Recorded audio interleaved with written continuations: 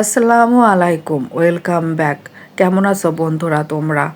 আজকের এমন একটা আয়োজন দেখাবো যে আয়োজনটা তোমাদের সবারই পছন্দ। আমার খুব ঠান্ডা লাগছে, ঠান্ডার জন্য আমি কথা বলতেই পারতেছি না, শুধু তোমাদের কথা ভেবে কষ্ট করে কথা বলতেছি। আর কি করবো বলো, তোমরাই তো আমার সব।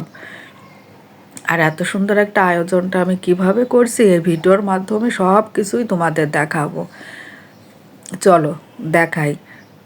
এখানে আমি 1 কাপ পরিমাণের মুগের ডাল নিচ্ছি, মুগের ডালটা আমি ভেজে নিচ্ছি। আর এই বৃষ্টির দিনে খিচুড়ি না হলে চলেই না।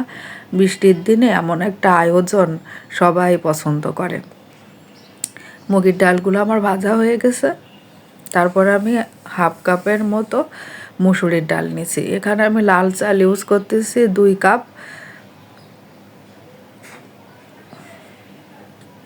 লাল চালটা আমার শ্বশুরবাড়ি থেকে আনছি। আমরা প্রায় লাল চালের ভাত খাই এবং খেতেও পছন্দ করি। লাল চাল দিয়ে খিচুড়ি রান্না করলে ভীষণ মজা হয়। বন্ধুরা, তোমরাও লাল চাল দিয়ে একদিন একটু খিচুড়ি রান্না করে খেয়ে তো দেখিন, খুব মজা লাগবে। তারপরে কি, খুব ভালো করে ধুয়ে মুয়ে নিলাম, নিয়ে 2 কাপের মতো পেঁয়াজ কুচি দিয়েছি। রসুন কুচিটা একটু বেশি দিতে হয়, খিচুড়ির মধ্যে খুব মজা লাগে। তারপরে দারচিনি, এলাচ, লবঙ্গ পরিমাণ মতো দিয়েছি। 1 চামচের একটু বেশি জিরা বাটা দিয়েছি, 1 চামচ হলুদের গুঁড়া দিচ্ছি, 1 চামচ ধনে গুঁড়া দিচ্ছি। তারপরে আস্ত জিরা দিয়ে দিচ্ছি। আমি এখানে দিছি, আদাও দিচ্ছি 1 চামচের মতো। তারপরে কাঁচামরিচ দিচ্ছি 4-5টা। মানে আমার বাচ্চারা খাবে বলে এই জন্য একটু ঝালটা একটু কম দিই। খিচুড়িতে ঝাল বেশি হলে বেশি মজা লাগে। তা আমি আর বাচ্চাদের জন্য ঝাল বেশি খেতে পারি না। পরে আমি একটু ভর্তা টর্তা বানাই, ঝাল ভর্তা বানাই, খিচুড়ির সাথে খেয়ে ফেলি। তারপরে সরিষার তেল দিচ্ছি পরিমাণ মতো, সয়াবিন তেল দিচ্ছি পরিমাণ মতো। খুব ভালো করে চালের সাথে মশলাগুলো দারুণ করে মাখাই ফেলতে হবে। বিভিন্ন রকমের খিচুড়ি রান্না করা যায়, তা আমি এইভাবে আজকে রান্না করে খাচ্ছি। দেখেন, আপনাদের জন্য ভিডিও বানাতে যাই পানি পড়ে যাচ্ছে, কি অবস্থা, পরিস্থিতিটা কি খারাপ দেখেন।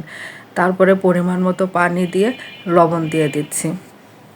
বন্ধুরা, আমার চ্যানেলটি যারা এখনও সাবস্ক্রাইব করনি, আমার পেজটাকে যারা এখনও ফলো করনি, প্লিজ আমার পেজটাকে ফলো করবা, চ্যানেলটাকে সাবস্ক্রাইব করে আমার পাশে থাকবা, লাইক কমেন্ট অ্যান্ড শেয়ার করবা। খিচুড়িতে জাল উঠে গেছে। তারপরে ঝোলটা একটু কমে গেলে আমি মটরশুঁটি দিয়ে দিচ্ছি। মটরশুঁটি দিয়ে খুব ভালো করে নাড়াচাড়া করে একটু ঢেকে রেখে দিব।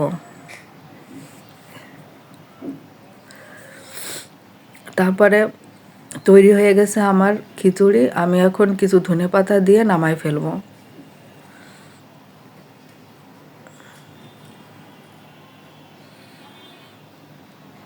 আমার কথায় যদি ভুল হয়ে থাকে বন্ধুরা, তোমরা আমাকে ক্ষমা করে দিও, ক্ষমার দৃষ্টিতে দেখো এবং পাশে থেকো।